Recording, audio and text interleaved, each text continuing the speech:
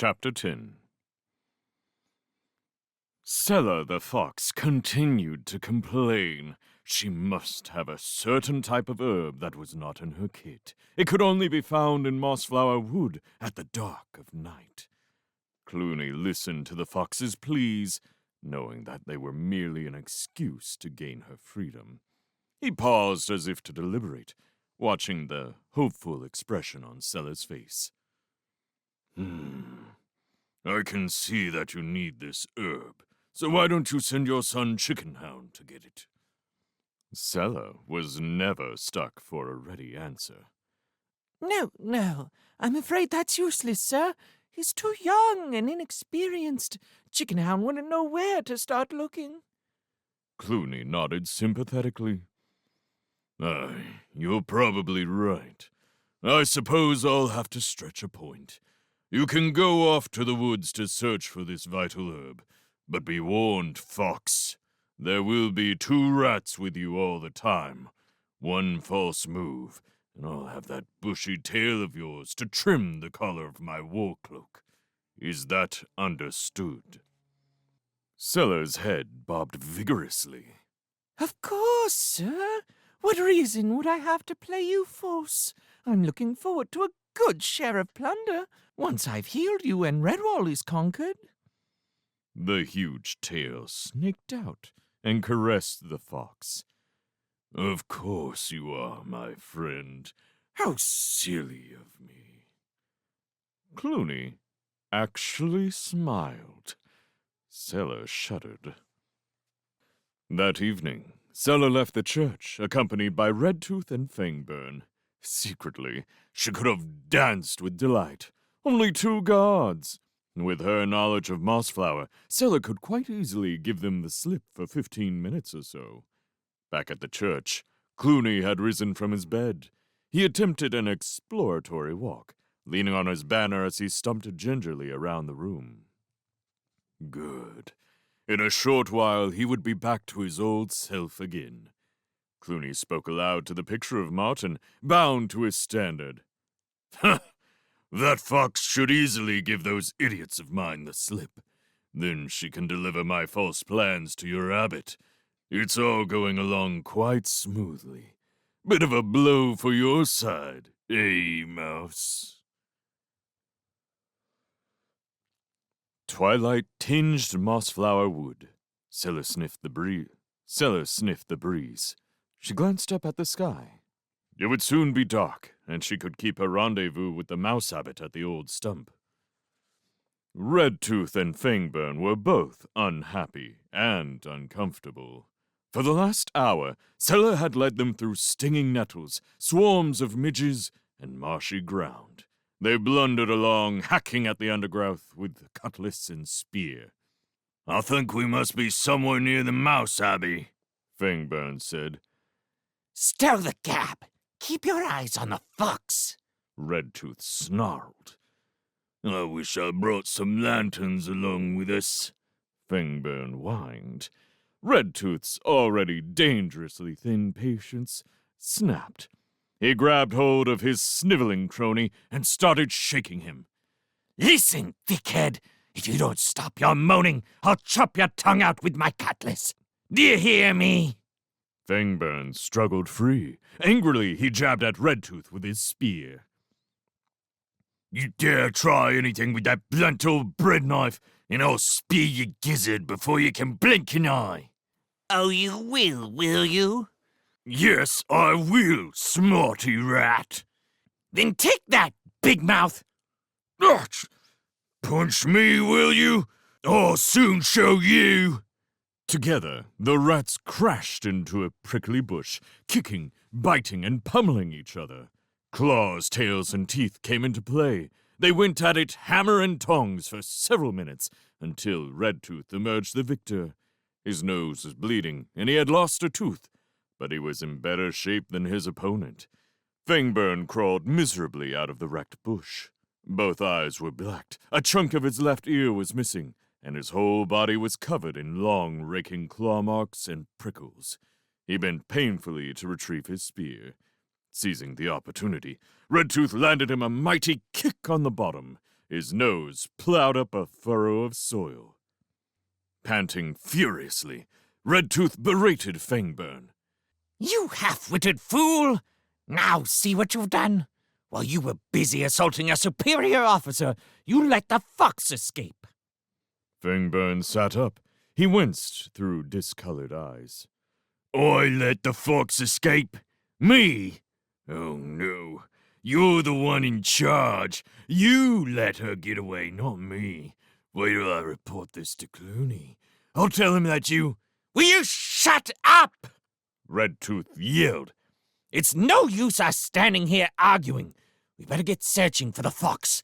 I'll go this way and you go that way. The first one to find her keeps shouting until the other arrives. Have you got that? Now get moving. The two rats stumbled off through the woods in different directions. Meanwhile, in another part of Mossflower Wood, Cilla sneaked along, looking from left to right. There was the three-topped oak. There was the abbey wall. Ah, here it was, the old stump. The moonlight illuminated the scene clearly. She was alone. Where was the mouse abbot? A heavy paw clamped itself around Cilla's neck from behind. Her tongue shot out. Struggling uselessly, she gagged and choked. Constance's gruff voice growled into her ear. Be still, fox, or I'll snap your neck like a dead twig. Cilla froze. There was nothing more dangerous than a fully grown badger. Their strength and ferocity were renowned. Constance's free paw snapped the herb pouch from the fox's belt. She shook the contents out onto the stump. Grabbing the copy of Clooney's invasion plans, she studied it briefly, then stuffed it into her belt. Your abbot was supposed to meet me with a reward, Cilla whispered. The badger's eyes blazed with contempt as she spun the vixen around. Here's your reward, traitor! Whoomp! Constance dealt Cilla a sharp blow between the ears. The fox fell in a senseless heap. Constance ducked behind a tree and called out in a high-pitched voice. Over here! I've got the fox! Quick, over here! Redtooth was first to arrive. He came dashing through the bushes and halted at the sight of the unconscious fox among the ferns. Hell's teeth, fox! Where's Fangburn? What the devil do you mean slinking off like that? Get up on your feet and answer me! Constance emerged from behind the tree. I don't think she'll wake up for a while yet. Fancy meeting you here, rat. Redtooth got over his surprise quickly. Seeing the badger unarmed, he swished his cutlass through the air and smiled menacingly. Well, well, it's a friend of the mice. So we meet again, badger. Constance stood tall, her huge paws folded. Redtooth, isn't it? I see you still remember me from your defeat at the wall. I told you then we had a score to settle. Redtooth bared his teeth and snarled. I'm going to enjoy this, badger. I'll make sure you die slowly. The rat leaped at Constance, swinging his cutlass expertly. For a heavy badger, his adversary moved lightly and skillfully. Neatly sidestepping a cutlass thrust, she cuffed the rat smartly on the point of the nose. Stung into retaliation, Redtooth charged Constance with the point of his blade. A fierce kick in the ribs and a swift chop to the claw sent the rat and the cutlass in opposite directions. Redtooth lay winded upon the ground. Constance leaned over him. Get up and retrieve your weapon, the badger growled. As Redtooth stood, he grabbed a handful of earth and flung it in Constance's eyes. The big badger staggered back, rubbing at the grit which clogged her vision. The rat picked up the cutlass and swung it, slashing wildly at his enemy's thick fur. He scored several hits. Suddenly, panic gripped him. The wounded badger had seized the blade, regardless of its keen edge. Constance pulled Redtooth in close. She gave a sideways push, snapping the cutlass blade in two pieces. Kicking the rat over on his back, she flung the broken blade away and grabbed the rodent's tail tightly with both paws. Redtooth screamed in terror as he felt himself leave the ground to go spinning aloft over the badger's head. With his tail pulled taut and the wind whistling through his fangs, Redtooth howled as the trees went by in a green blur. Like an athlete throwing the hammer, Constance whirled on her hind legs, faster and faster, until suddenly she threw her burden with a colossal heave. Redtooth would have flown a record distance had there not been a stout sycamore tree several yards away. Ignoring her injuries, Constance called into the surrounding woods. "Over here! He's over here!" Then she limped swiftly off in the direction of Redwall with the captured plans. Only moments later, Fangburn came blundering through the ferns. He tripped upon the groaning fox, who was just coming round. What's happened? Where's Redtooth?" he asked anxiously.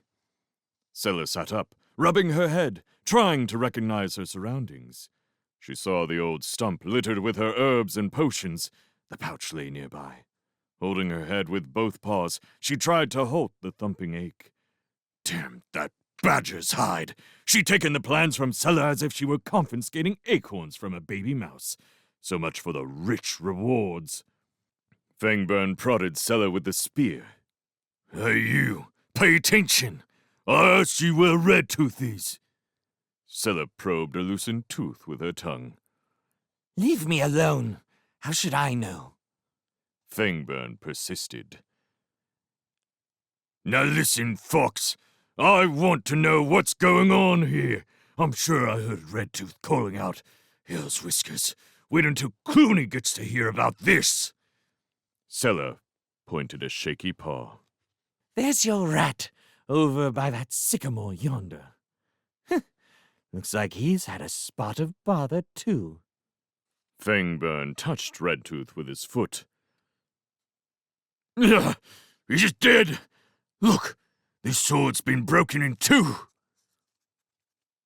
The fox and the rat stood looking at each other, their thoughts running on parallel lines. It was fairly obvious what must be done if they were to save their skins. "Right," said Cilla. "We'd better work out a good story to tell Clooney when we get back. He's not stupid, so we'd better get it right." The unlucky pair stumbled off through the nighttime woodland, gesticulating and muttering together, weaving a fabric of lies that they hoped would satisfy Clooney the Scourge.